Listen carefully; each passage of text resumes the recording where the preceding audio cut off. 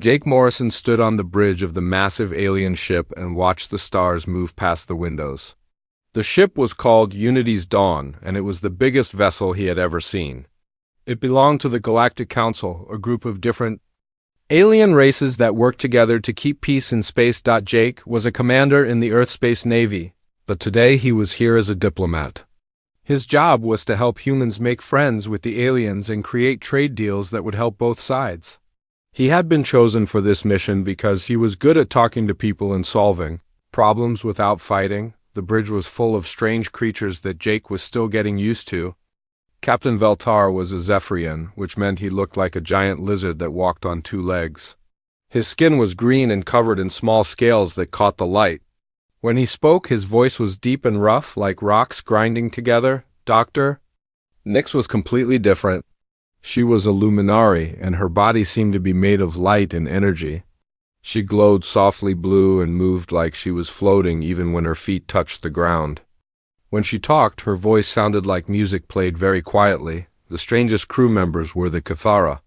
They looked like giant insects with 4 arms and big compound eyes. Their leader was named Clickbuzz, which was the closest sound humans could make to his real name. The Cathara talked by making clicking and buzzing sounds, but they wore translation devices that turned their words into other languages. Jake had been traveling with this mixed crew for 3 weeks now. Their destination was Nexus Station, a huge trading post far from Earth. The station was run by a race called the Traders who had never worked with humans before. If Jake could make a good deal with them, Earth would get access to new technology and resources that could help millions of people. The mission had been going well until this morning. Jake was drinking his coffee and reading reports when the ship suddenly shook hard enough to spill hot liquid all over his uniform. Alarms started ringing throughout the ship, and red lights flashed on every wall. Captain Veltar's voice came over the ship's communication system. His words were calm, but Jake could hear worry underneath. All crew members report to emergency stations. We are entering a space storm. Jake had heard about space storms, but never experienced one. They were areas where space itself became twisted and dangerous. Ships that entered them could be thrown off course, damaged, or even destroyed if they were unlucky. He ran to the bridge and saw chaos outside the windows. Instead of the usual black space with distant stars, everything was filled with bright colors that moved and swirled like a hurricane made of light. Purple lightning jumped between clouds of green gas, and reality itself seemed to bend and twist. How bad is it? Jake asked Captain Veltar. The Zephyrian's reptilian eyes were focused on the control screens in front of him. Bad enough. Our navigation systems are being damaged by the energy fields. We cannot stay on course to Nexus Station. Dr. Nyx floated over to them, her glowing form flickering with worry. The storm is affecting our engines too. We are losing power to the main drives. Clickbuzz made a series of rapid clicking sounds that the translator turned into words. Emergency landing protocols should be activated. Continuing through storm equals death probability of 87%. Jake looked at the star charts displayed on the main screen. Are there any planets nearby where we can land? Captain Veltar's clawed finger pointed to a small dot on the chart. There is one world within range of our remaining fuel. Planet. Designation Kepler 442c, but he paused and made a sound that might have been a sigh. It is not a good choice. What's wrong with it? Jake asked. Dr. Nyx answered, her musical voice darker than usual. It is known by many names among spacefaring peoples. The graveyard, the hungry world, the place where ships die. That doesn't sound encouraging, Jake said. What makes it so dangerous? Clickbuzz's translation device made a sound like electronic. Fear? Ships land there during emergencies. Ships never leave. Crews never send distress signals after first day. Something kills them. Captain Veltar worked at his controls, trying to keep the ship stable as the storm grew worse around them. The planet has breathable air and suitable gravity for most species. It should be safe for temporary landing. But the stories ... double quotes he trailed off. What stories? Jake pressed. Tales speak of a creature, Dr. Nyx said. An apex predator unlike anything known to science. It is said to be intelligent, adaptable, and completely without mercy. Some call it the Shadow Maw. The ship shook again, harder this time. Sparks flew from several control panels and the lights flickered. Captain Veltar made a decision. We have no choice. All crew, prepare for emergency landing on Kepler 442c. May the void have mercy on us. The next hour was terrifying. The ship fought its way through the space storm while pieces of equipment failed around them. Jake helped where he could, but mostly he just held on and tried not to think about what they might find on the planet's surface when they finally broke through the storm and saw Kepler 442c below them. Jake had to admit it looked beautiful. The planet was covered in purple forests and silver oceans, with 3 small moons hanging in the sky above it. It looked peaceful and welcoming. The landing was rough but successful. Unity's dawn settled into a clearing near the edge of one of the purple forest. The repair teams immediately went to work checking the engines and navigation systems. Captain Veltar called a meeting of the senior crew in the main conference room. The room was designed to accommodate all the different alien body types, with adjustable chairs and platforms at different heights. Our situation is serious but not hopeless, the captain began. The engines can be repaired, but it will take at least 4 days. The navigation systems need replacement parts that we have in storage. The real problem is security. He activated a holographic display that showed the area around their landing site. We are exposed here. If the stories about this planet are true, we are in great danger, especially during the night hours. Dr. Nix's glow dimmed with worry. The creature they call Shadow Maw is said to hunt only in darkness. During the day, we should be relatively safe. What do we know about this thing? Jake asked. Clickbuzz made rapid clicking sounds. Reports vary greatly. Some say it is large as a transport vehicle. Others say it can change size. All agree it is intelligent and extremely dangerous. It can apparently move through solid matter. Captain Veltar nodded grimly, which brings us to our main problem. Someone must stand guard during the night hours while repairs continue. The automated defense systems were damaged in the storm. The room fell silent. Everyone understood what he was asking. Someone had to volunteer to face whatever lived in the darkness outside. Jake stood up. I'll do it. The aliens all turned to look at him with surprise. Captain Veltar's reptilian features showed confusion. Human Jake, that would not be wise. Your species lacks the natural defenses that others possess. You have no armored skin, no natural weapons, no ability to phase shift or become invisible. That's true, Jake said. But humans have something else. We're good at adapting to new situations. We're stubborn and we don't give up easily. Plus, I have military training in survival and combat. Dr. Nix floated closer to him. The Shadow Maw has killed entire crews of trained soldiers and experienced explorers. What makes you think you can survive when they could not? Jake smiled, even though he didn't feel very confident inside. Maybe they were thinking about it.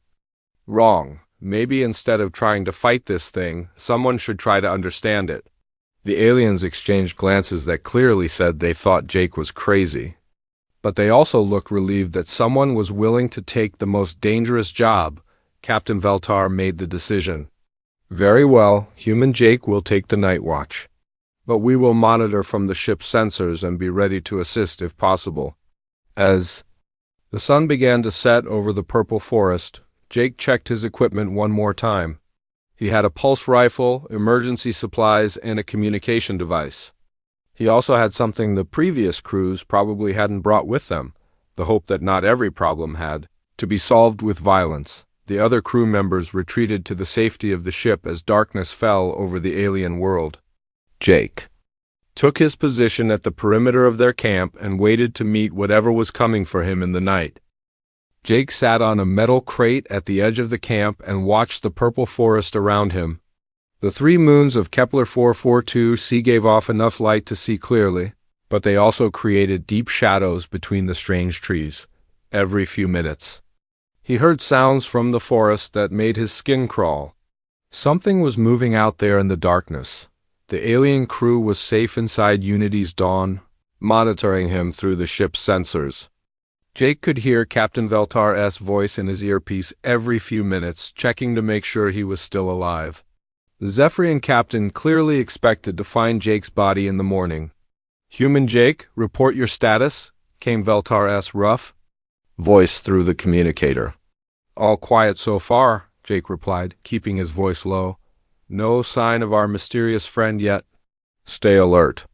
The sensor readings show large movement signatures approximately 2 kilometers from your position. "Something big is moving through the forest." Jake checked his pulse rifle and made sure his emergency supplies were within easy reach. He had food, water, medical supplies, and a small heating unit. Most importantly, he had his emergency rations.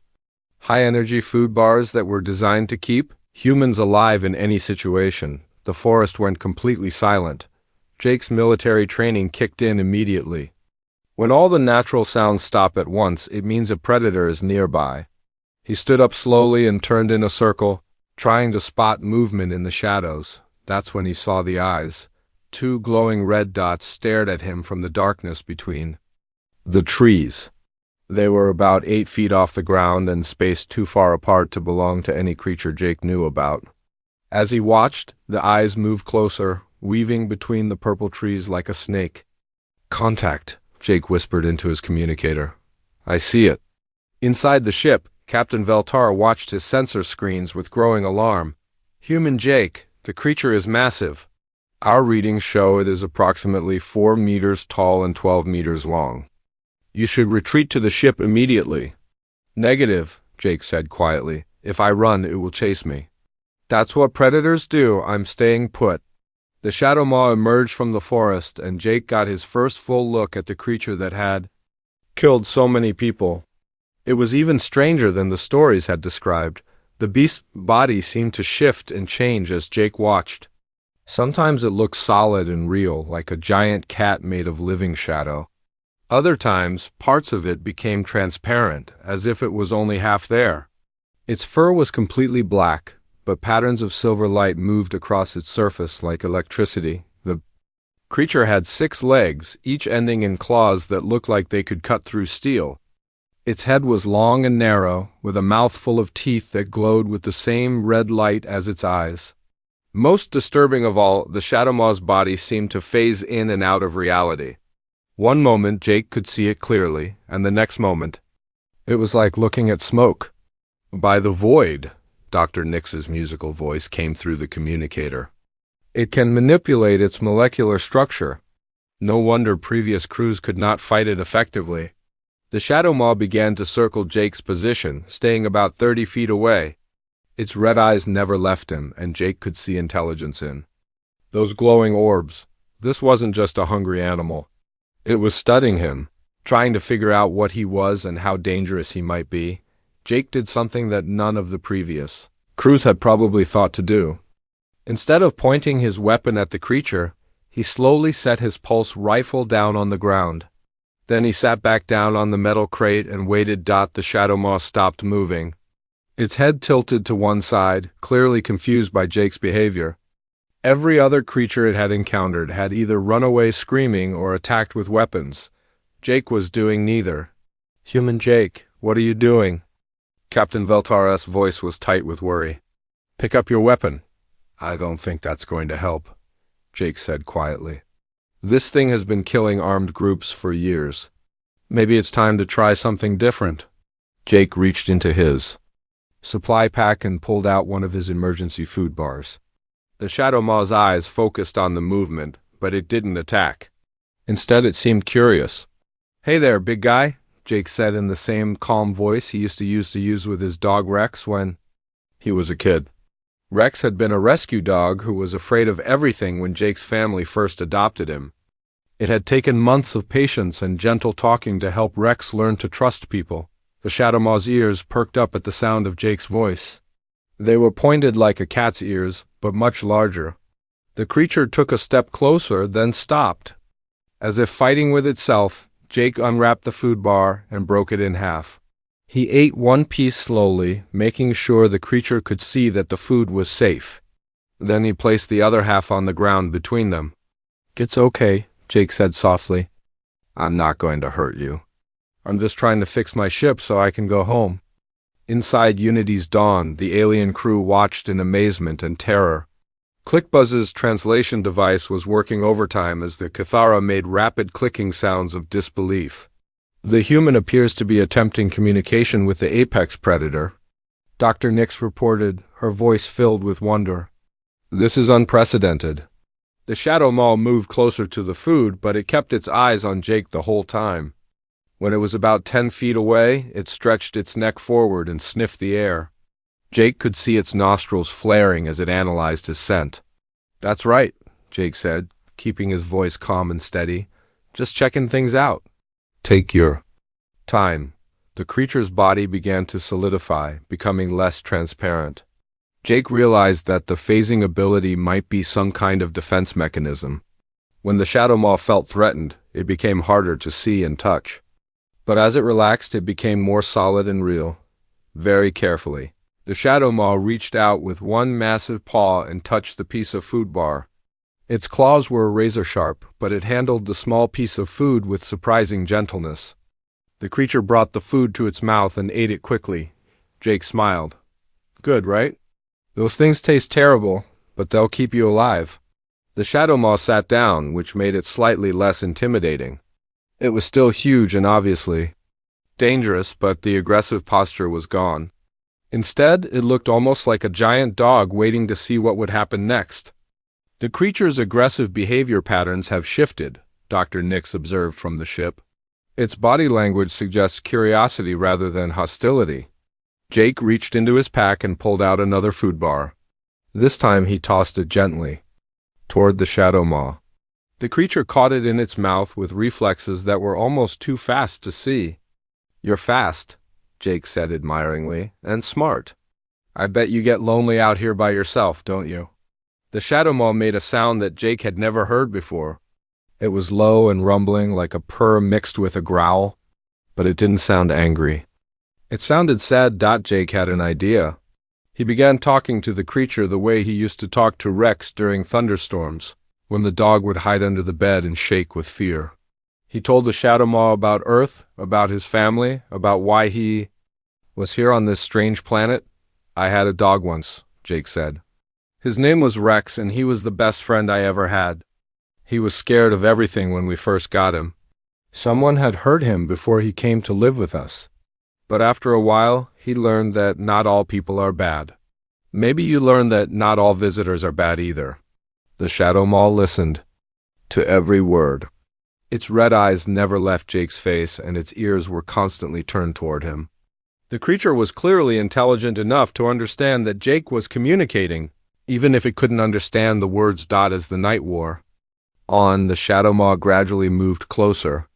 By midnight, it was lying down just 15 feet from Jake's position. It wasn't sleeping, but it wasn't hunting either. It was simply being present, as if it had been lonely for a very long time and was enjoying the company. Human Jake, Captain. Veltar's voice came through the communicator.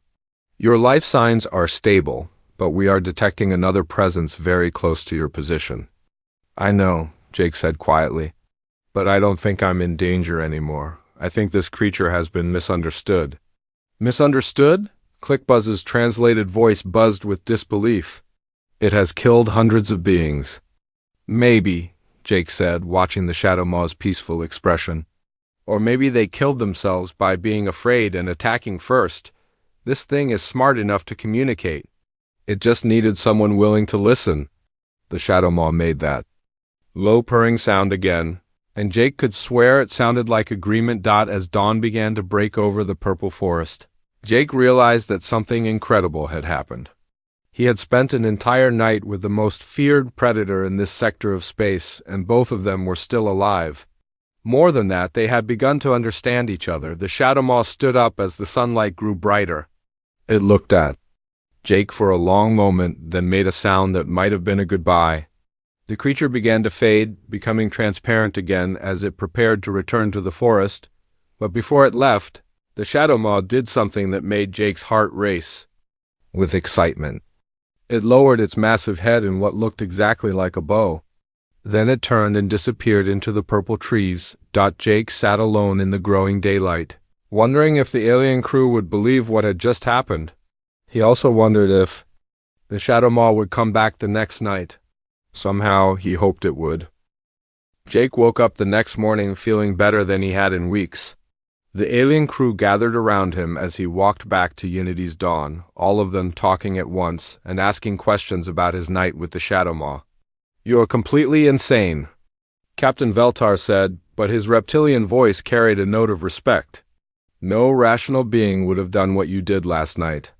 Dr. Nix floated beside Jake as they walked toward the ship. Her glowing form was brighter than usual, which Jake had learned meant she was excited. "The sensor readings from last night are fascinating. The creature's energy patterns changed completely when you began communicating with it." Clickbuzz made a series of rapid clicking sounds that his translator turned into words. Impossible behavior observed. Apex Predator showed submission gestures to prey species. "This breaks all known rules of nature." Jake smiled as he climbed the ramp into the ship. Maybe the rules were wrong. Maybe we just never tried to understand what this creature really wanted. The repair work continued for the second day. Jake helped where he could, but he found himself looking forward to nightfall. He was curious to see if the Shadow Maw would return, and if it did, whether their strange friendship could continue.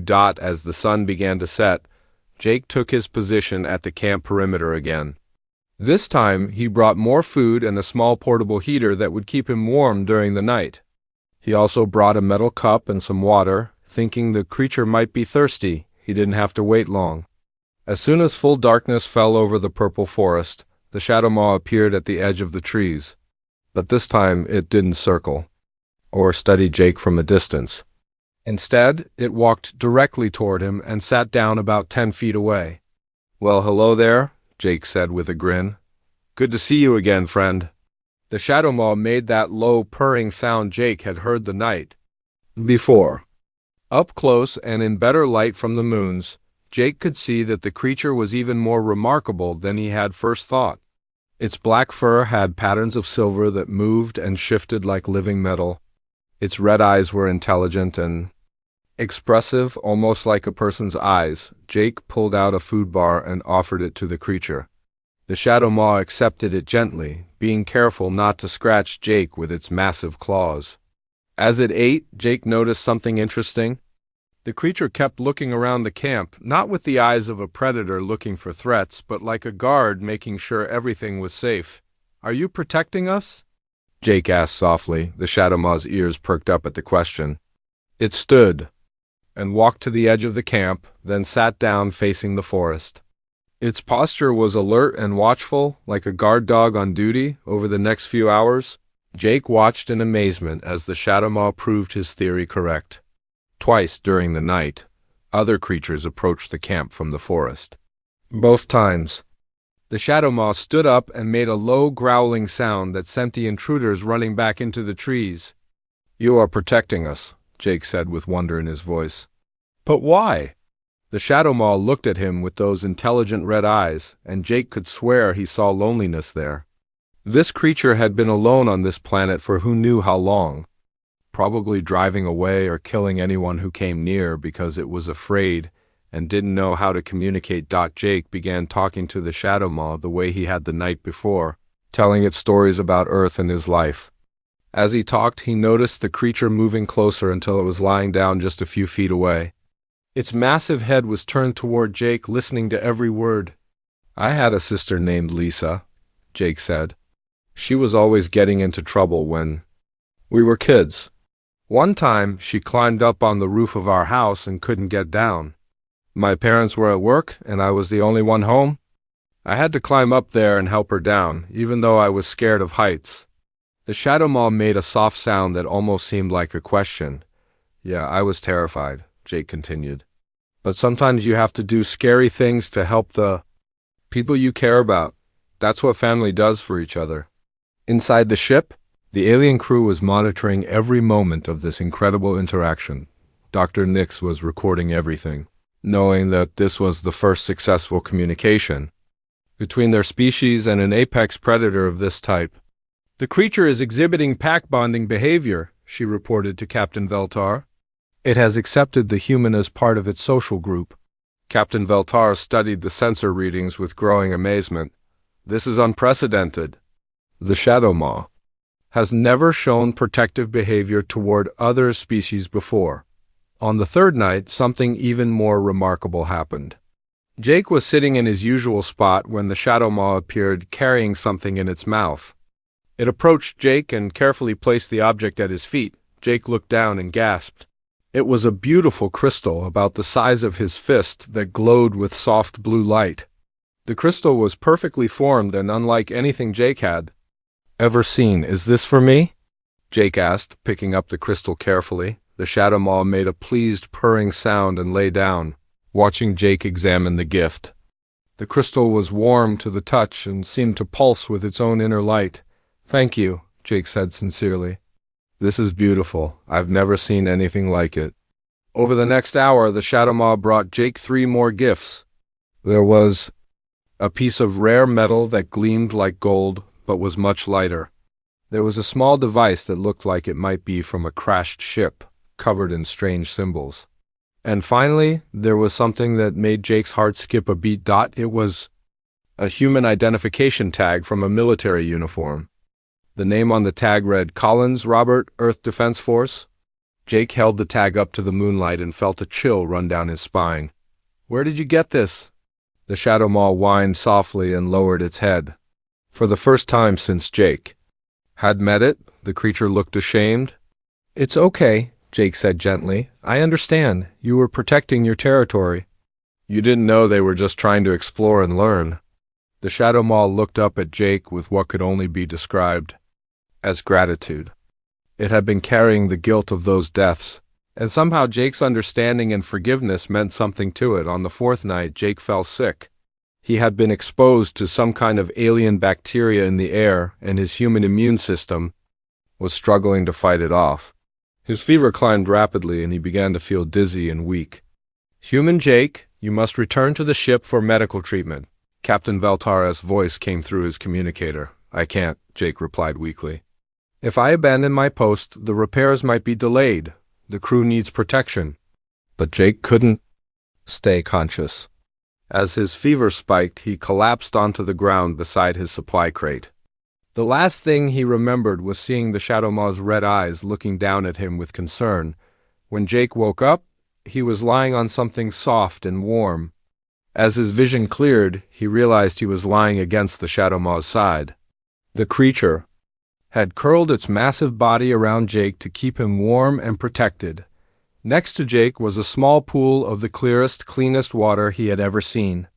There were also several pieces of fruit that he didn't recognize, but they smelled sweet and fresh. The Shadow Maw had been taking care of him while he was sick. How long was I out? Jake asked weakly. The Shadow Maw made a soft sound and gently nudged a piece of fruit toward him. Jake took a bite and immediately felt better. Whatever the fruit was, it seemed to have healing properties that helped his immune system fight off the infection. For 3 days, the Shadow Maw stayed with Jake constantly. It brought him fresh water from a hidden spring somewhere in the forest. It brought him healing fruits and even small animals that it had hunted and prepared for him to eat. Most importantly, it never left his side. The alien crew watched all of this through their sensors with growing amazement. Dr. Nix recorded every moment, knowing that she was witnessing something that would change how the galaxy thought about predator species. The creature is displaying advanced caregiving behavior, she reported. It has essentially adopted the human into its family group. Jake recovered slowly, and as he did, he realized that something profound had happened. The Shadow Maw wasn't just protecting him anymore. It was caring for him the way a parent cares for a child, or the way Jake had once cared for his dog Rex. When Rex was sick, "You're not just lonely, are you?" Jake said to the creature on his last night of recovery. "You've lost your family, you're the last one left." The Shadow Maw made a sound that was unmistakably grief. It laid its massive head on Jake's lap and made soft whimpering sounds that broke Jake's heart. "I understand," Jake said, stroking the creature's head gently. "I lost people too. My parents died in a shuttle accident when I was 20. Sometimes the loneliness feels like it's going to swallow you whole." The Shadow Maw looked up at Jake with those intelligent red eyes, and Jake saw understanding there.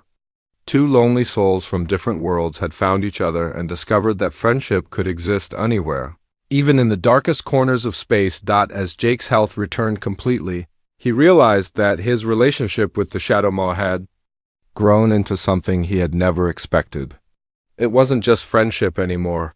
It was family. And that realization was going to make the next day, when the ship repairs were finished, the hardest day of Jake's life. Jake woke up on the fifth morning to the sound of celebration coming from inside Unity's Dawn. The repair crews were cheering and congratulating each other in their various alien languages. He knew what that meant before anyone told him. The repairs were finished.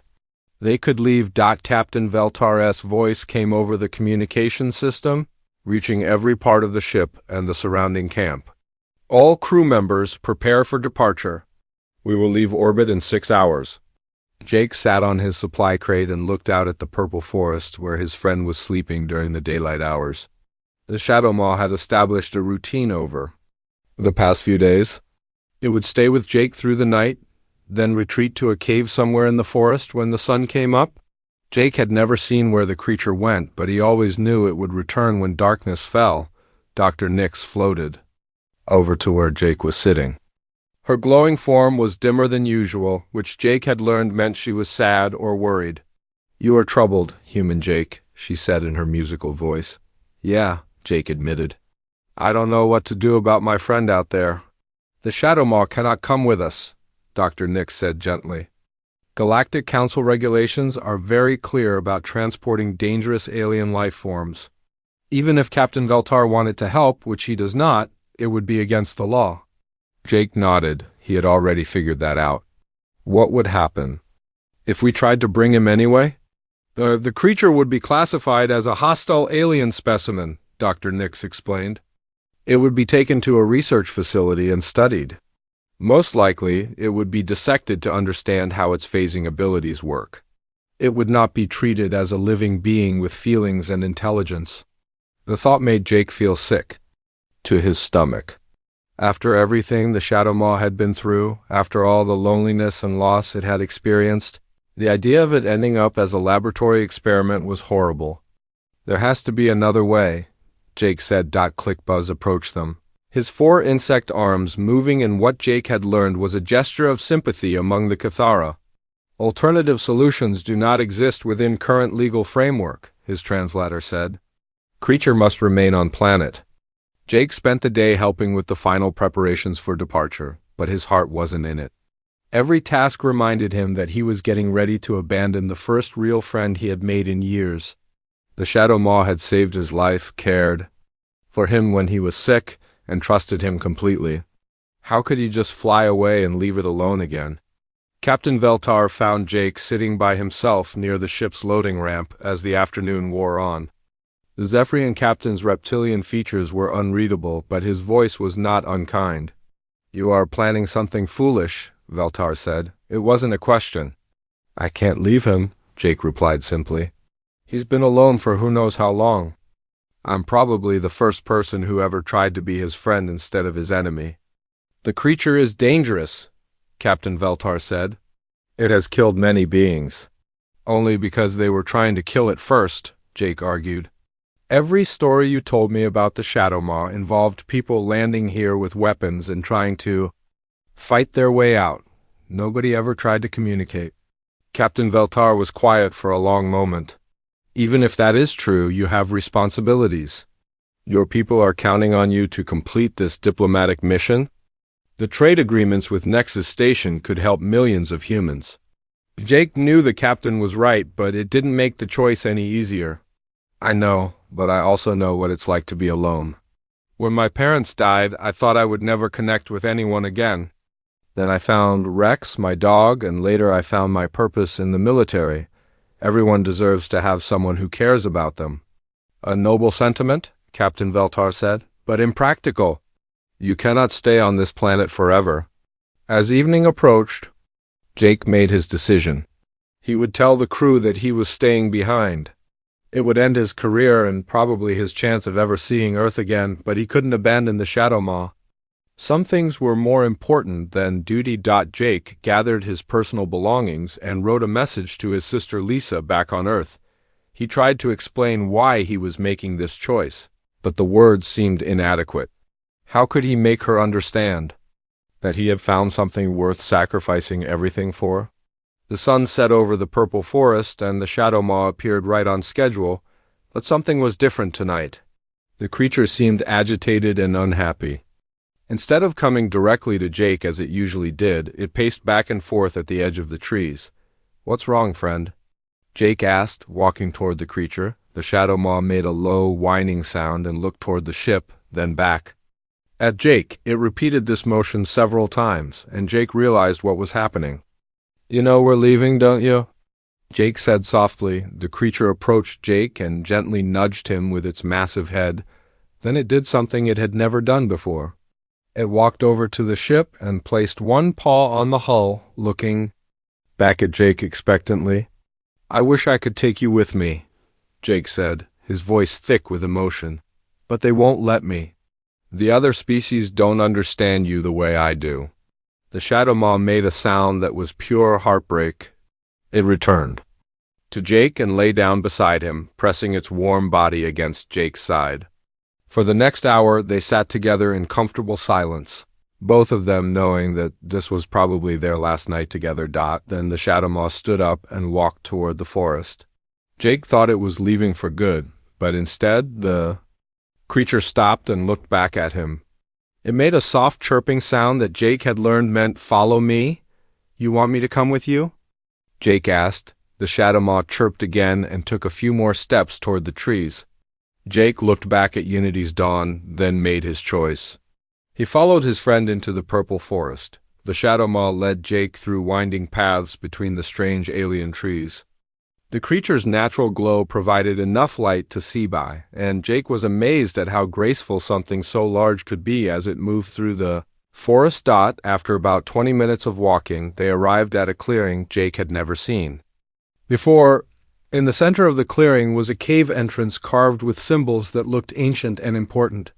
The Shadow Maw approached the cave and looked back at Jake, clearly inviting him inside. Jake followed the creature into the cave, wondering what he was about to see. The cave was larger than it looked from outside, and the walls were covered with more of the carved symbols. But what took Jake's breath away was what lay in the deepest part of the cave. There were bones. Dozens of skeletons that were clearly from creatures like the Shadow Maw, but smaller and arranged with obvious care and respect. This was a burial ground, a sacred place where the Shadow Maw's people had been laid to rest. The Shadow Maw walked among the bones, touching certain skeletons gently with its nose. Jake realized he was looking at the creature's family. Parents, siblings, maybe children, all dead, leaving the Shadow Maw as the last of its kind. "Oh, my friend," Jake whispered. "You've been guarding their graves all this time." The Shadow Maw made a soft sound and lay down among the bones of its family. It looked at Jake with those intelligent red eyes, and Jake understood what it was trying to tell him. The creature wasn't afraid of being alone. It was afraid of leaving its family unprotected. It had been the guardian of this sacred place for years, maybe decades, driving away anyone who might disturb the remains of its people. But now it was tired. Now it wanted to rest. The Shadow Maw stood up and walked back to Jake. It nuzzled against him gently, then did something that broke Jake's heart. It lay back down among the bones and closed its eyes. "No," Jake said, kneeling beside the creature. "Don't give up. You don't have to stay here anymore. I'll find a way to take you with me." The Shadow Maw opened one red eye and looked at Jake. Then it stood up and walked to the cave entrance. It looked back one more time at the bones of its family, made a sound that might have been a goodbye, and walked out into the night. Jake followed the creature back to the camp, his mind racing. The Shadow Maw had made its own choice. It was ready to leave this place, ready to trust Jake completely. But that meant Jake had to find a way to make the impossible happen. As they reached the edge of camp, Jake saw Captain Veltar waiting for them. The Zephyrion had been watching through the ship's sensors, and his reptilian face showed something Jake had never seen before: respect. "The creature showed you something important," Captain Veltar said. It showed me why it's been killing people, Jake replied. It wasn't hunting for food or territory. It was protecting a sacred burial ground. It's been alone and afraid that someone would desecrate the graves of its family. Captain Veltar looked at the Shadow Maw, who was sitting quietly beside Jake, like a well-trained dog. And now it is willing to leave this place? It trusts me, Jake said simply. It's ready to start a new life, but I can't abandon it. I won't. The captain was quiet for a long moment. When he spoke again, his voice was thoughtful. Perhaps there is another way to look at this situation. The creature has demonstrated intelligence, communication ability, and complex emotional responses. Maybe it is not a dangerous alien specimen after all. Jake's heart leaped with hope. What are you saying? I am saying that first contact protocols exist for a reason, Captain Veltar replied. The next morning brought chaos to Unity's dawn as Captain Veltar called an emergency meeting of all senior crew members. Jake sat in the conference room with the Shadow Maw lying calmly beside his chair, while the alien crew members stared in amazement at the scene before them. This is completely against regulations. ClickBuzz's translator buzzed with agitation. Dangerous predator should not be inside ship environment. The creature is not dangerous unless threatened, Dr. Nix observed, her glowing form bright with excitement. Look at its behavior patterns. It is calm, alert, and responsive to human Jake's commands. Captain Veltar stood at the head of the conference table, his reptilian features serious. We face an unprecedented situation. Our mission was to establish diplomatic relations with new species. Perhaps we have succeeded beyond our original goals. Jake reached down and gently stroked the Shadow Maw's head. The creature had adapted to being inside the ship remarkably quickly, showing curiosity about the technology around it but never displaying aggression. It seemed to understand that this was Jake's territory and that the other beings here were Jake's friends. What are you proposing, Captain? Jake asked. I am proposing that we treat this creature as what it clearly is, Captain Veltar replied. A sentient being capable of communication, reasoning, and emotional attachment. Not a specimen to be studied, but a potential member of our crew. The room fell silent. The idea was so radical that none of them had considered it before. Bringing an unknown alien species into Galactic Council space as an equal rather than a prisoner had never been done. Dr. Nix was the first to speak. The legal implications would be enormous. We would need to establish that the creature meets the criteria for sentient being status under Council law. What criteria? Jake asked. Intelligence, communication ability, emotional complexity, and social awareness, Dr. Nix listed. Based on my observations over the past 5 days, this creature meets all 4 requirements. ClickBuzz made rapid clicking sounds. Unprecedented decision carries enormous risks. Council authorities may not accept classification change. Captain Veltar looked directly at the Shadow Maw, who was listening to the conversation with obvious interest. The creature understands that we are discussing its future. Look at its body language. Everyone turned to observe the Shadow Maw.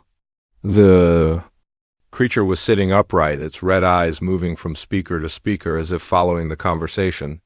When Captain Veltar mentioned future, the Shadow Maw's ears perked up and it made a soft questioning sound. It's definitely intelligent, Jake said, and it's been learning our speech patterns. I think it understands more than we realize.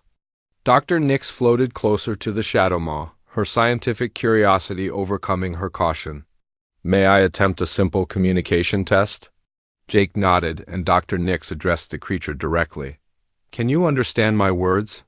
The Shadow Maw looked at her and made a deliberate nodding motion with its head. The room erupted in excited chatter from all the different species present. This was the first clear evidence that the creature could understand their language, even if it couldn't speak. Remarkable, Dr. Nix breathed. It has learned through observation and repetition.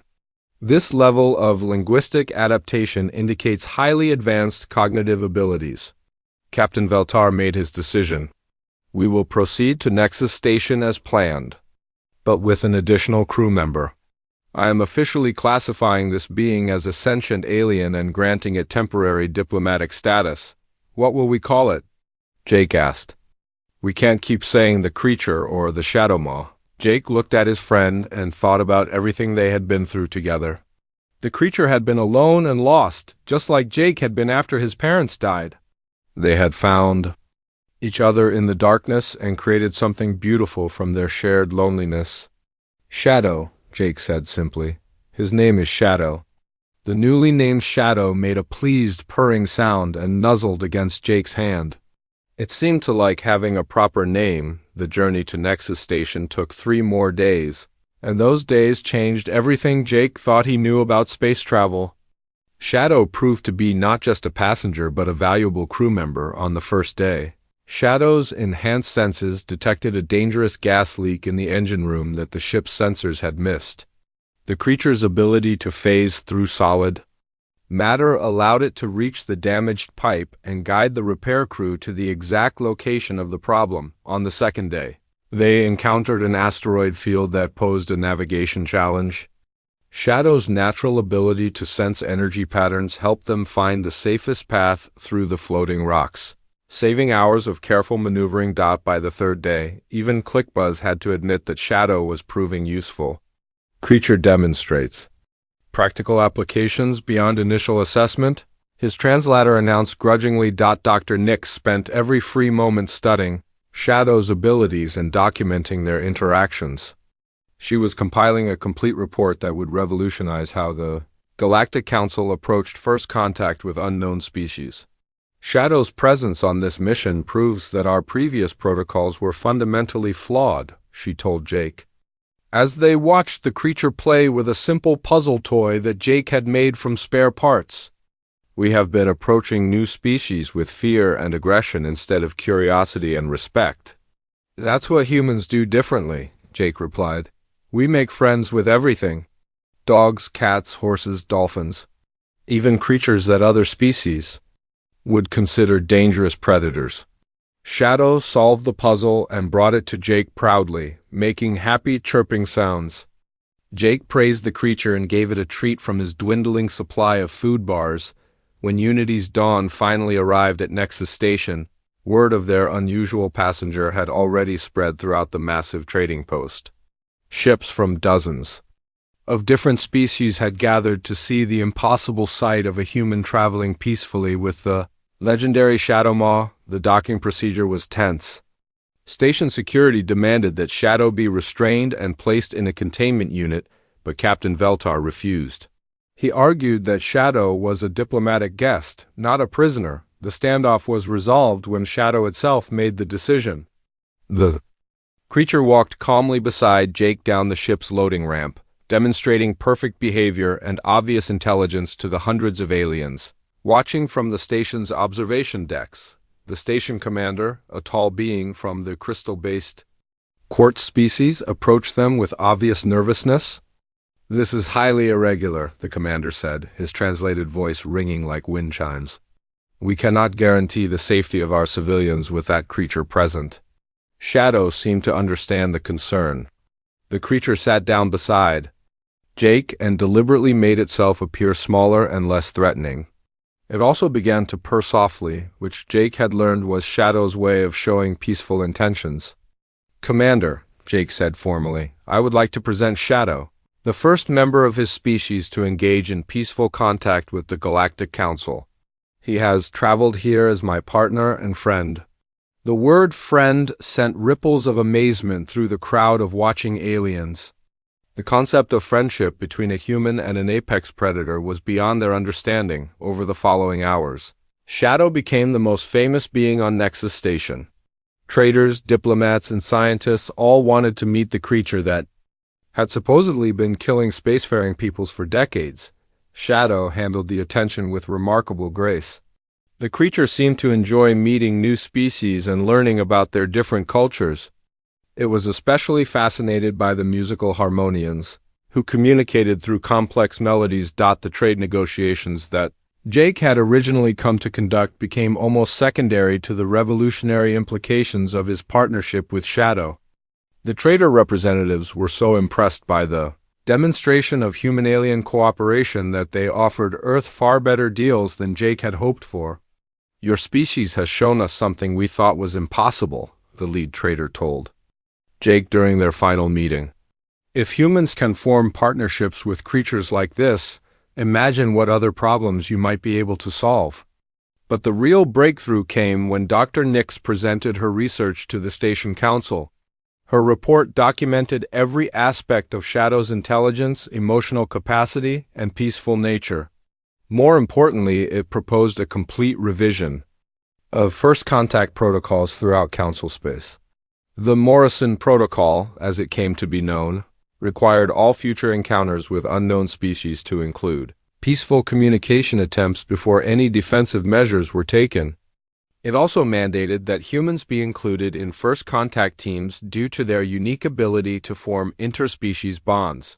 Jake found himself promoted from a simple, diplomatic mission commander to the first ambassador of xenological relations, with Shadow as his permanent partner. They would travel throughout council space, establishing contact with species that had previously been considered too dangerous to approach. 6 months later, Jake stood on the observation deck of their new ship, the Friendship Bridge, and watched Shadow playing with 3 young aliens from different species.